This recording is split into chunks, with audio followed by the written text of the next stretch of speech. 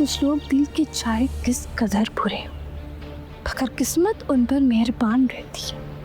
मेरी और हमशा की ज़िंदगी में भी यही फ़र्क है। हमशा का बाप जिंदा है और मेरा बाप मर चुका है। इस एक फ़र्क ने मुझे और मेरी माँ को इस घर का गुलाम बना दिया।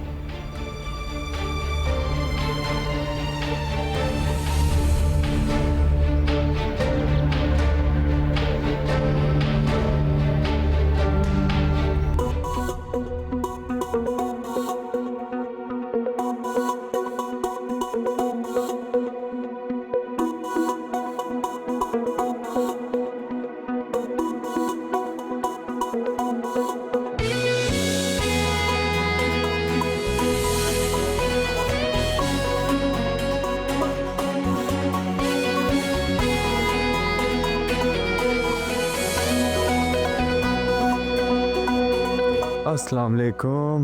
वालेकुम अस्सलाम। ये बार बार घड़ी क्या देख रहे? सही तरह से नाश्ता करो।